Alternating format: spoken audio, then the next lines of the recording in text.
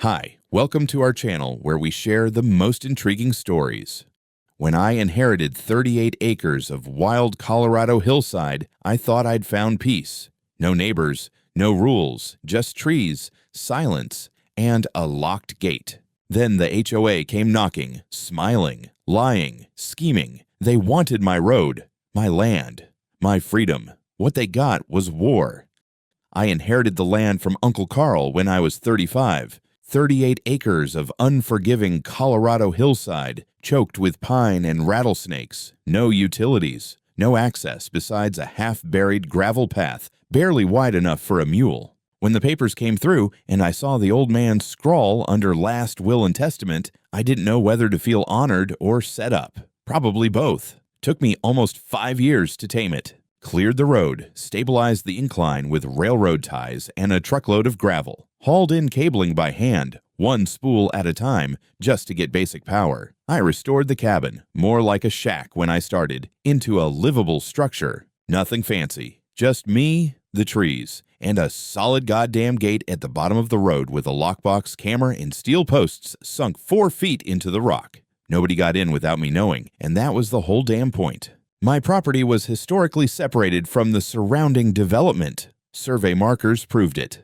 I had exclusive easement rights on the only access road. No shared HOA, no neighbors within a half-mile unless you count deer. It was peace, and I guarded it like a dragon on a gold hoard. Then came the sprawl. Big money types started buying up the low ridge plots. In the span of 2 years, what used to be silence and sky turned into luxury cabins with Tesla chargers and glass decks. 12 new homes popped up along the lower slopes, close enough to hear their awful Bluetooth speaker parties on Saturdays. That's when the HOA showed up. They called themselves Pinecrest Echo. Sounded like a spa or an MLM cult. I ignored their welcome flyer and their second one too. My land wasn't included in their territory. County records proved it. I didn't have to talk to them, answer their emails, or pretend to care about their dog poop committee. But then came the day she showed up. Karen Meldowin, blonde helmet of hair, fake pearls, blazer like she was going to a campaign rally.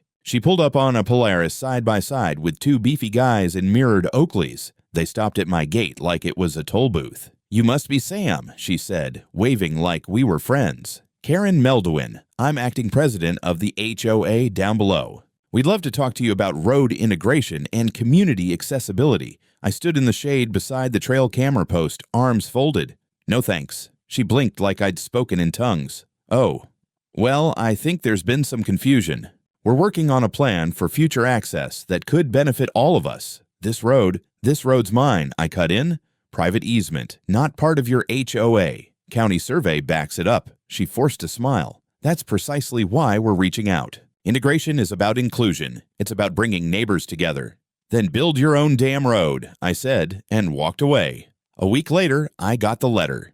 Printed on HOA stationery, complete with their dumb pine tree logo in watermark, it read like a corporate apology wrapped around a threat. According to their community vision plan, my gate represented an obstruction to unified access and would need to be dismantled or relocated within 30 days to avoid complicating infrastructure expansion. Signed, Karen Meldowin, acting. President, Pinecrest Echo HOA. I didn't even finish my coffee before calling my lawyer, Frank. By noon, we'd drafted a formal notice stating, in legalese and then in plain English, that I was not and had never been a member of their HOA. My property existed outside their jurisdiction, and my road and gate were protected under Colorado easement law. We sent copies to the HOA, the county land office, and the regional zoning committee. I also drove into town and had every last survey document and ownership title notarized and uploaded into 2 cloud backups. When you've spent 5 years building something with your hands, you don't let anyone take it without a damn fight. The funny thing about people like Karen, they don't like hearing no, and they sure as hell don't stop at the first letter. 3 days after sending the cease and desist letter, I got another envelope from the HOA.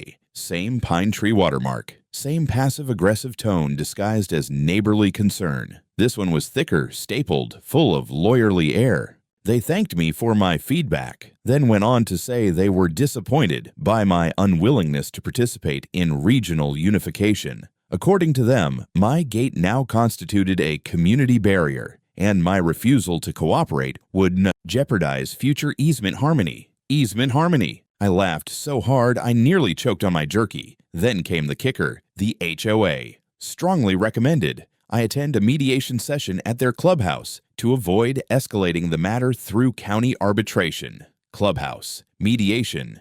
These people thought they were the UN and I was Serbia. Frank, my lawyer, was less amused. They're laying the groundwork for claiming you're a nuisance obstructionist, he said. Which is a made-up term, but enough stacked paperwork, and some lazy county clerk might play along. So we played offense. Frank filed a notarized declaration of my parcel's independence, complete with plats, photos, surveyor stamps, and deed history going back to 1959. We attached affidavits from the land office confirming I was outside all HOA boundaries. I also posted a laminated notice on my gate. Private road, non-HOA. Trespassers will be recorded. Then, just to be petty, I installed a second motion light and adjusted the camera angle to catch any vehicle approaching from the South Ridge. That same week, I started seeing odd chatter online. One of the HOA's members, some 30-something with a drone hobby and more cash than sense, ran a community page where homeowners posted dog sightings and trash day reminders. That week, he posted a drone shot of my gate with the caption, "Is this road still in use? Looks pretty abandoned. Could be ideal for Pine Ridge Trail access in the future." The comments were worse. "Would love to jog through there. Such a waste of a road." I thought that land was going to be part of the green belt. The HOA, apparently, was pushing some fantasy that my property was under review for integration into their plans for a scenic trail system. I called the county development office. They had no record of any such plan, permit, or application. Nothing on public record. Total fabrication. It got weirder. 2 days later, I received an envelope. Not from the HOA, but from some company called Western Community Consulting. Inside were mock-ups of a regional development overlay, with my land lightly shaded in green, labeled undergoing transition to semi-public access. It looked slick, like a brochure for a ski resort expansion. In tiny type at the bottom, map presented by HOA Pinecrest Echo in collaboration with private planning partners. I handed the whole thing to Frank. He raised an eyebrow and said, "They're running a paper war." It didn't stop there. I got 2 more letters that week. One was an invitation to participate in upcoming budget planning, with my name printed alongside people I'd never met. The other was an unsigned survey asking if I'd support converting my property into a mixed-use cooperative green space. They had officially lost their goddamn minds. But Frank's face turned serious. They're building a paper trail. These kinds of documents can end up in committee packets. If someone doesn't read carefully, they'll assume you're on board or inactive. That's how property lines get blurred. So, we did 2 things. First, we filed for a formal property status freeze through the county, a kind of legal flag that marks your parcel as contested so no paperwork can be quietly slipped through. Second, Frank drafted an official complaint of misrepresentation to the state HOA Oversight Board just to get it on the record. I also walked the full perimeter of my land, checking every marker, photographing every pin and tag, just in case someone got creative. I added 2 not-for-sale signs and zip-tied them to trees near the ridge. The last thing I needed was some idiot with a mountain bike showing up thinking I was running a park. The whole thing smelled like a slow-motion land grab. Friendly letters, blurry maps, fake invitations, death by bureaucracy. It wasn't subtle. It was just slow and dangerous in its patience.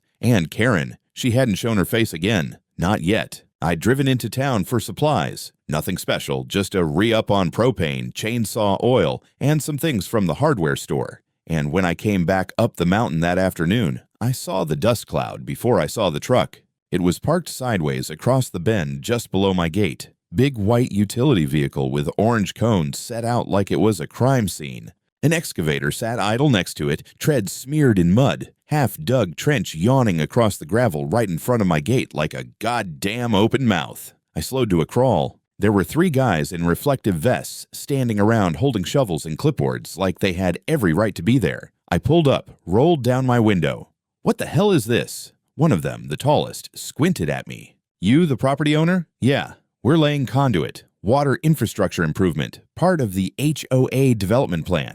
Shouldn't take more than a day or two. I looked past him at the torn-up earth directly in front of my gate keypad, maybe a foot from the steel post. That's my land. You're digging on my easement. He gestured with his clipboard like it was holy writ. We've got a diagram here says this stretch is under community utility revision. Yeah, and who told you that? Karen Meldowin. She said she's got authorization for improvements along the shared ridge path. I put the truck in park and stepped out. There is no shared path. This is a private easement registered in the county land office. You're trespassing. The guy held up a hand like he was calming a horse. Look, we're just doing the job. We were told. I don't give a damn what she told you, I said, stepping right up to the edge of the trench. You're going to pack up your gear, move that machine, and fill this in before I call the sheriff. He hesitated. That's when I took out my phone and started recording. Say again who sent you here? I asked, keeping the camera on his face. The guy stiffened. You're making this more complicated than it needs to be. I walked back to the truck, turned the wheel hard, and parked the whole damn thing right across the excavator's tracks. I killed the engine and got on the phone. The sheriff's office knew me. I wasn't some crank calling about trespassing squirrels. When I gave them the parcel number and said unauthorized trenching across private access, they sent someone up fast. Deputy Barnes arrived 20 minutes later, dust still hanging in the air. He stepped out, took one look at the trench, and said, "You've got to be kidding me." The workers handed him their work order, a one-page sheet with a logo that looked like it had been printed on a home printer. Barnes flipped through it, frowning. This isn't official. This is an internal HOA schematic. There's no county authorization here. He turned to me. You got your property docs on hand? I opened the glove box, handed him the folder. He read the parcel map, the easement deed, the county seal. He nodded. This road's yours. Sole access easement. Any utilities would need your approval. Then he walked over to the crew. You boys need to wrap up and move along. You're trespassing. You keep digging. You're looking at charges. The tall guy started to protest. Barnes cut him off.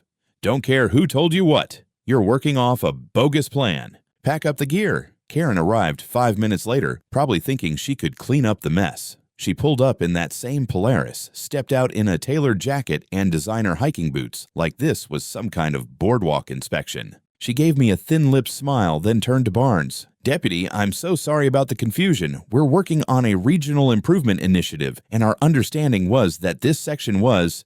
It's not, Barnes said flatly. It's private. You knew that. She gave a mock laugh.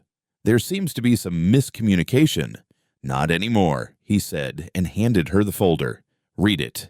This is legally binding. This man owns the road. He's not part of your HOA. You dig here again without a permit, you're breaking the law. Karen's face twitched for half a second. Not much, but enough. She turned to me. I hope you realize how counterproductive this is. You're blocking development that benefits everyone. I smiled. Development isn't my problem. You trespassing is. She didn't say another word. Just got back in her little buggy and rolled off down the hill, the wheels spitting dust like smoke signals. The crew packed up and left. I stood there for a while, just watching the wind move through the pine trees, the camera blinking red as it recorded everything. Then I pulled the truck back around and started raking the trench shut myself. One thing was clear now. This wasn't going to stay civil. It was a Wednesday, mid-morning. I was down near the entrance fixing a section of fence that had taken a hit from a falling branch last storm. Nothing serious, just cracked a couple rails, but I don't like weak spots on my perimeter, so there I was, hammer in one hand, cordless drill in the other, when I heard tires crunching on gravel. I looked up and saw flashing lights.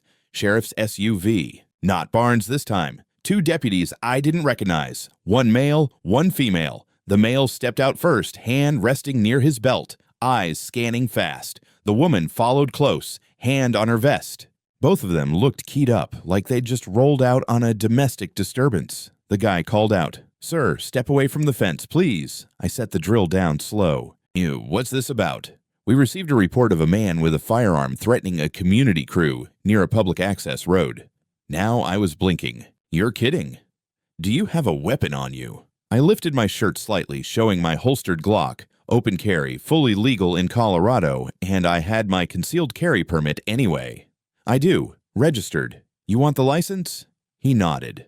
I pulled my wallet and handed it over. The other deputy circled wide around me, her eyes bouncing between me and the tree line like she was waiting for a shootout. You got ID to go with this? Yeah, driver's license in the same wallet. Go ahead. They both moved with that careful, professional pace. Not hostile, but definitely expecting trouble. I kept my hands visible, calm. I wasn't about to be the guy who made the news for sneezing too fast near a pistol. After a couple minutes, they relaxed. The male deputy handed me back my paperwork. Mr. Rowland, everything checks out. Do you have surveillance on this property? 3 cameras at the gate. You want the footage? Yeah, we're gonna need it. This call came in from a woman named Karen Meldowin. Said you were brandishing a weapon and blocking access to HOA maintenance personnel. There is no one here but me and some busted fencing, I said.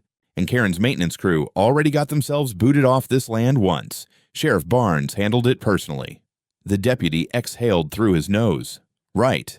I'll log this as an unfounded 911 call, but between us, it's a dangerous stunt. You're lucky you were calm. I shrugged. I've been calm for years. She's the one who's losing it. Back at the gate, I pulled the SD card from the camera and showed them the last hour of footage. Just me, some boards, a hammer, and a squirrel that looked like it owed me money. They thanked me, took copies, and said they'd write up the report as unfounded call, false report, flagged for pattern. That phrase stuck with me. Flagged for pattern. I asked if they could do anything beyond that. They said unless it became habitual or resulted in harm, false reports were hard to prosecute, but they did suggest something else. You might want to get legal representation on standby and keep your cameras running. If it escalates further, it's going to matter who has evidence and who doesn't. It felt surreal. A week ago, I was patching holes in a water line. Now I was being treated like an armed lunatic on my own land. All because someone didn't like being told no. Before they left, the woman deputy said quietly, I read the Barnes report. You're in the clear, but I'd set up an auto-notify for your lawyer, just in case. That afternoon, I drove into town and had Frank set up a legal alert protocol. Any 911 incident flagged to my parcel would ping him directly. I also ordered a second backup camera system and an app that sent motion alerts directly to my phone with time-stamped uploads to the cloud. Karen wasn't just playing dirty. She was escalating. It started with a sound. Not loud, but sharp. Like metal on metal. I'd been drifting off on the couch in the cabin, wood stove crackling, dog asleep by the hearth. Then I heard it again. A faint clink, followed by a low whir. The kind of mechanical hum you don't usually hear unless something's moving where it shouldn't. I grabbed my flashlight and checked the time. Just past midnight. Pulled on my boots, clipped on the sidearm. Not paranoia, just habit at this point. The motion alert hit my phone before I even stepped out the door. Gate sensor, activity detected, 12:07 a.m. By the time I got down to the bottom of the road, they were already gone. But the signs were there. The panel casing on the gate was hanging slightly open, one of the bolts half loosened, the housing scratched near the edge. Somebody had tried to pop it open. Poorly. Amateurs. But it wasn't the kind of thing that happened by accident. I checked the surrounding dirt with my flashlight. Fresh boot prints. Deep 2 sets. One wider stride, one smaller. They'd come in from the tree line to the right, the direction of the HOA trail loop. I didn't touch anything. Just pulled the SD card and hiked back up, made coffee, and sat down at my desk to review the footage. What I saw made my blood go cold, then hot. 2 people, both wearing dark clothing. One male, mid-40s maybe, broad-shouldered, in a security-style windbreaker. The other was Karen Meldowin. I froze the frame and stared at it for a long time. She wasn't even disguised, just wearing a hoodie over a white blouse, hair pinned up. She had gloves on, but the guy, her muscle, wasn't even wearing a mask. He pried at the panel while she crouched next to him, holding a flashlight, clearly trying to access the wiring. They spent about 4 minutes at it before the motion light clicked on. That's when they both bolted. I saved the footage in 3 formats, uploaded it to 2 drives, and emailed a copy to Frank before sunrise. He called me at 6:30 sharp. Tell me this is AI generated and you're pranking me. It's real. He didn't even swear. Just exhaled, long and flat. That's attempted sabotage of a private security system, maybe attempted burglary, and it's conspiracy because she brought someone with her. What do? We file. This isn't civil anymore. It's criminal. By 10 that morning, we'd submitted an official complaint to the county sheriff's office, backed with the footage, location data, time-stamped logs, and a printed transcript of the video showing clear facial identification. We sent a parallel packet to the district attorney's office requesting charges for attempted unlawful entry, vandalism, and conspiracy to interfere with private infrastructure. The sheriff's office flagged it as priority review. That night, I added a third camera, hidden under the panel itself, angled up. If they came back for round 2, I'd have them from below. I didn't sleep much. It was no longer a slow creep. They were trying to breach my property with tools under cover of darkness, and with their goddamn president leading the charge. You don't do something that bold unless you think you're untouchable. But Karen had just stepped over a very clear line. And the thing about crossing lines out here is, once you do, you better be ready for the drop. The letter came certified. That was my first clue something was off. Official county envelope. Heavy paper, stamped. Looked legit until I opened it and read the first paragraph. Dear property stakeholder, please review the attached documentation regarding recent zoning adjustments affecting Parcel 18B, previously identified as part of the Pinecrest Echo community footprint. I read that 3 times. Parcel 18B was me. There were attachments, a fresh-looking map digitally rendered with bold green lines, and my parcel right there in the middle of it, shaded in pale blue and marked inactive use, pending reassignment. The HOA's territory surrounded it like a boa constrictor. It even had a dotted arrow from the gate, labeled Future Pedestrian Access Corridor. I flipped to the second page and felt my jaw clench. There was a signature from someone calling themselves Glenn Carter Survey Engineer, Pinecrest Echo Planning Division. The problem? There is no planning division. And I'd never heard of Glenn Carter. I called Frank. You sitting down? I asked. Number should I be? I just got a zoning notice claiming I'm part of the HOA territory and listed as pending reassignment. Also, apparently there's a fake engineer named Glenn Carter drawing fake maps now. I heard typing on the other end. Then silence. Christ, Frank muttered. They're going for paper legitimacy. If that gets into the zoning archives uncontested, they can use it to claim you were absorbed by default. It's dirty, but clever. They forged a boundary map, Frank. With a fake department, they invented a person. Yeah, he said slowly. That's a felony. By the end of the day, we'd filed a formal challenge of zoning representation with the county. That froze any active filings on my parcel and triggered a review by the Office of Land Use Integrity. Frank also filed a separate criminal complaint alleging forgery, misrepresentation of legal boundaries, and attempted fraudulent inclusion of private property into a public registry. We included the video from the gate break-in as context. The land office called me directly the next day. A guy named Roy, Midwestern accent dry as drywall, said, "Mr. Rowland, we've reviewed your previous filings. You're not in any HOA territory. Never were. I don't know how this got into our system. Someone submitted a false map." Roy sighed. "We're going to dig into it. That name on the paperwork, Glenn Carter, doesn't appear in any of our records or the State Engineering Board. So we're dealing with ghosts now. Or fraud." Later that week, Frank got a notice that the HOA, or more specifically Karen, had hired outside counsel to clarify administrative misunderstandings. Translation, they knew we caught them, and they were scrambling to spin it as a clerical error. We weren't buying it. We went ahead and filed a motion for preliminary injunction, asking the court to bar the HOA from making any claims, filings, or representations related to my property until the investigation was complete. At the same time, Frank subpoenaed internal HOA communications related to land use planning, seeking any mention of my name, parcel number, or the term inactive parcel. If we could prove intent, this wouldn't just be fraud, it would be conspiracy to seize private land through bureaucratic manipulation. The court accepted the case for review, not a win, yet, but it locked Karen out of doing anything new with my land until the hearing. She must have felt the walls tightening because a few days later, I got a text from an unknown number. "We should talk. You're being unreasonable. There's a way to make this work for both of us." K. I stared at it for a long time. Then I did the only rational thing. I took a screenshot and forwarded it to Frank. I was done playing defense. By now, I had documents, footage, sworn statements, and a mounting legal case. But something Frank said stuck with me. These people operate in silence until they get what they want. Then they publish it as fact.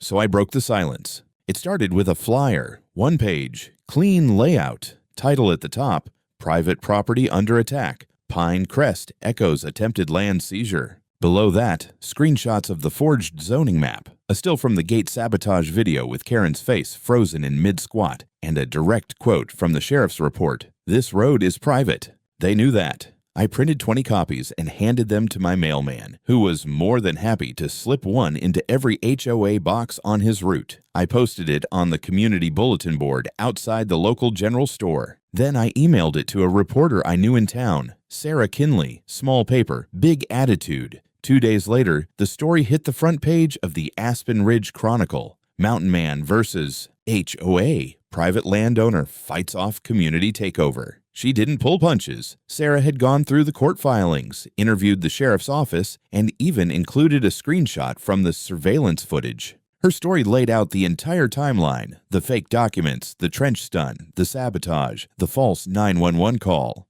The quote from Frank was gold. If this is how HOAs think they can expand with forged maps and midnight break-ins, then we're in bigger trouble than we thought. That's when things shifted. I started getting emails. First from curious neighbors, cautiously worded, a lot of "just wanted to ask" and "hope you don't mind" questions. Then came the angry ones, not at me, but at Karen. Turns out most of them had no idea where their HOA dues were actually going.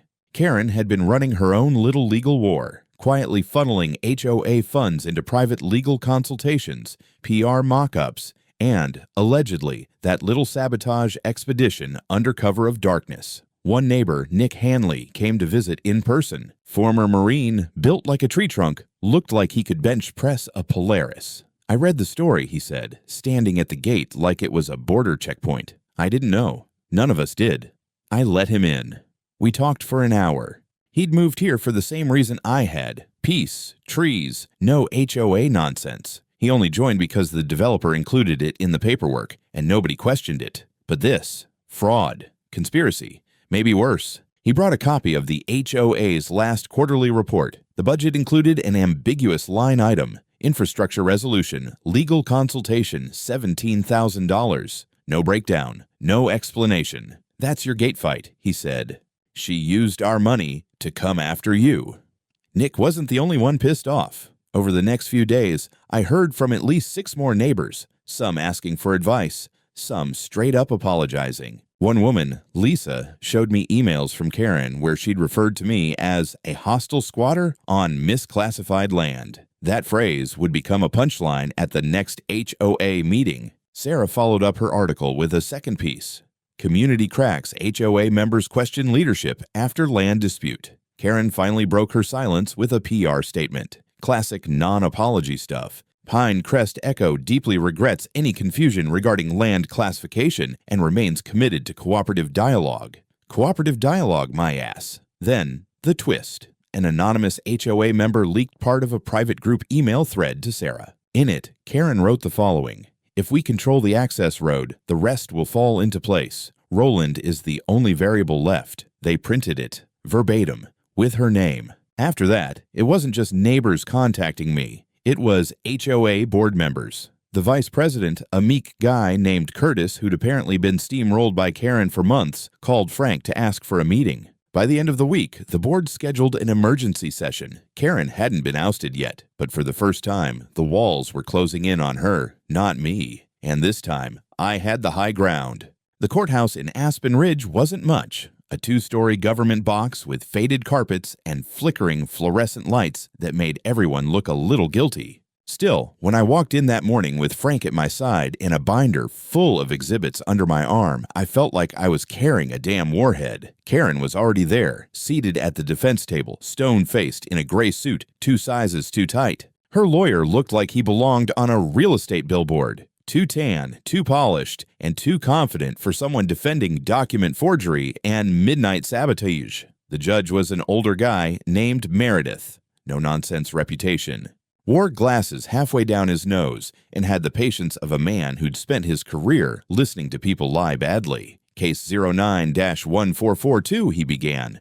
Roland v. Pine Crest Echo Homeowners Association et al. Allegations include forgery of public documents, attempted interference with private easement, and unlawful surveillance intrusion. Mr. Rowland, you are representing yourself? I nodded. With counsel, Your Honor.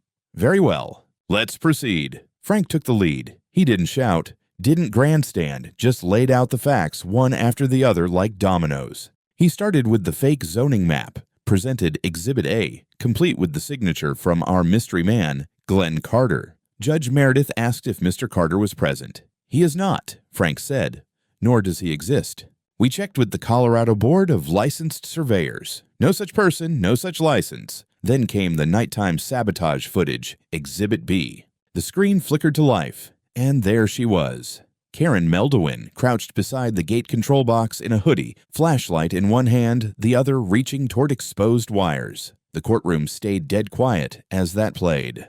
Then Frank presented the HOA financial report showing unapproved legal expenditures for infrastructure resolution. When questioned, the HOA treasurer, who looked like he'd rather be anywhere else, admitted under oath that he'd never seen any. Vote authorizing those payments. When it was the defense's turn, Karen's lawyer tried everything, called the video ambiguous, the documents misfiled, the expenditures standard administrative discretion, but none of it stuck. Especially not after Curtis, the HOA vice president, took the stand. Curtis, who had the energy of a wet sponge, nevertheless gave the killing blow. Yes, he said, Karen acted alone in filing those documents. No, we didn't vote on it. No, we weren't told about the legal expenses until after the fact. And yes, I saw the email where she called Mr. Rowland the only variable left.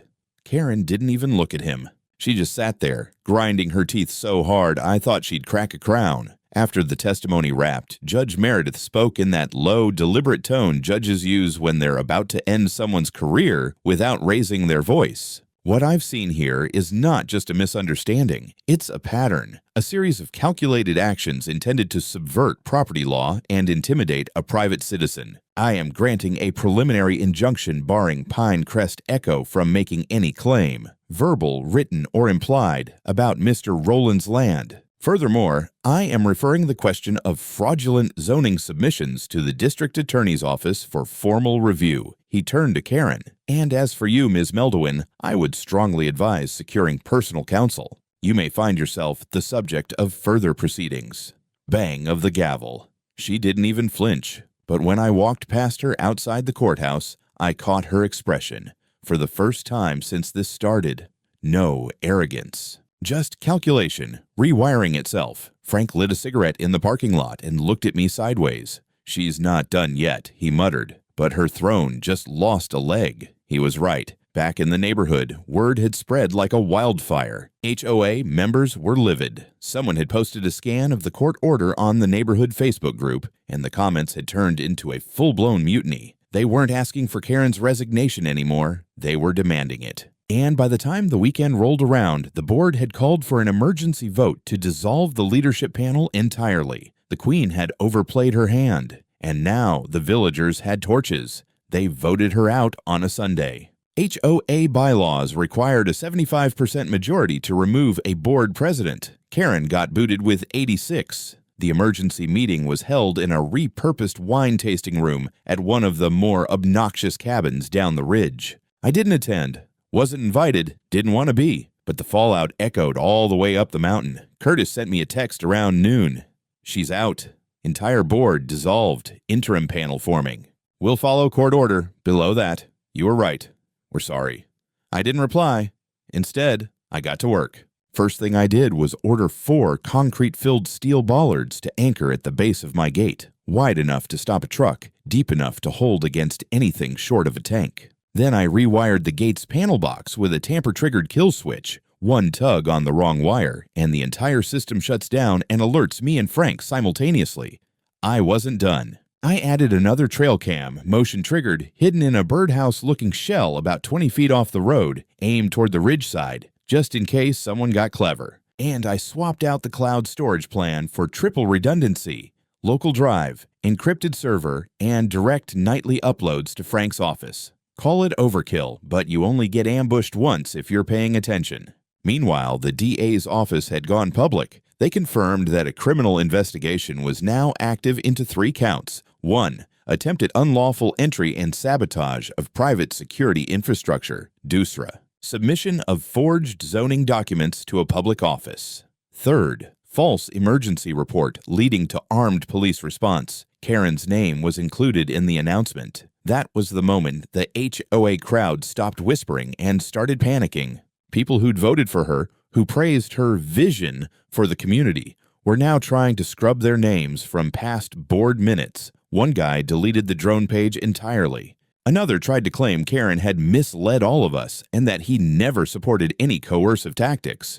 Sure, buddy. Keep telling yourself that. Nick, the ex-Marine, came by with 2 cold beers and a grin wide enough to split granite. She lawyered up. Full criminal defense firm out of Denver. Guess she finally figured out this isn't just a zoning dispute. We sat on my porch for a while, just watching the wind roll through the trees. She ever apologize? He asked.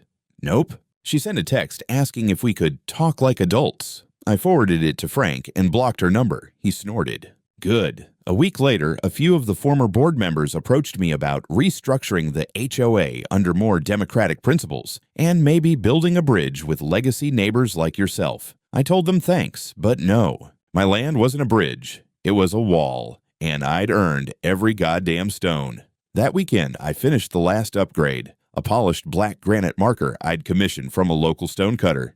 Took 4 guys and a winch to set it in place just inside the tree line where the old HOA shortcut used to run. The inscription read, "Private property no access, no discussion. HOA trespassers will be prosecuted. Simple, effective, not up for interpretation." As for Karen, the last I heard, she'd quietly sold her property and left the community for health reasons. 3 board members resigned within a week. The HOA was under temporary management by a legal trustee while they figured out whether to restructure or dissolve. Didn't matter to me. The road was mine. And now, no one questioned it. The courtroom smelled like coffee and recycled air. It was 6 weeks after the injunction hearing. This time it wasn't about threats or sabotage or property lines. This was Judgment Day. Karen Meldowin sat at the defense table, looking like someone who'd just aged 10 years in one winter. No pearls, no blazer, just a muted gray suit and a face you'd expect to see in a tax audit, not a leadership position. Her attorney tried to bargain. They offered a settlement, something quiet, sealed, tidy. We didn't bite. Frank had made it clear from day one. This was never about money. This is about making sure she never does it again.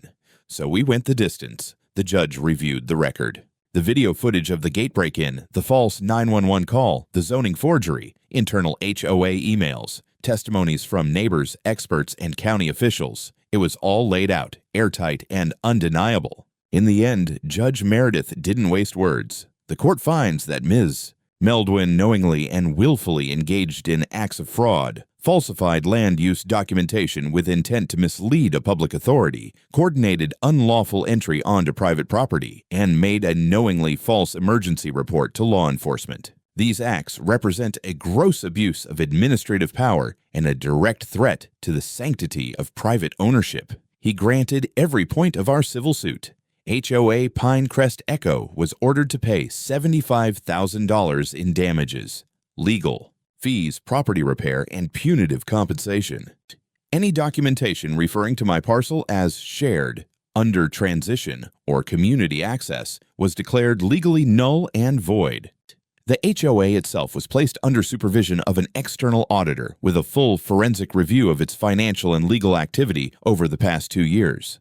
Karen Meldowin was personally barred for life from holding any position in a homeowners association in the state of Colorado. Then came the criminal part. The DA offered a plea deal. Karen took it. She pled guilty to 3 misdemeanor charges: filing false records, unlawful tampering with private infrastructure, and initiating a false emergency call. Sentence: 3 years probation, a $10,000 fine, and community service, including mandatory courses in real estate ethics. She got off lighter than she deserved, but she was finished. After the hearing, she walked past me in the hallway and didn't say a word. No apology, no glares, just that empty look people get when they realize they burned the last bridge they'll ever own. I didn't say anything either. I had a gate to reinforce. Back at the property, I finally let myself exhale. First time in months, maybe years. I walked the perimeter, checked the new bollards, tightened the casing on the gate panel. Everything in its place. Silent. Solid. The granite sign still stood, weathered now, but defiant. Private property not for negotiation. Trespassers will be prosecuted. People don't understand what land means until they bleed for it. Until they've watched someone in a suit try to carve it up on a map they didn't draw, using a name that isn't theirs. I understood. I'd earned this peace, and now I intended to keep it.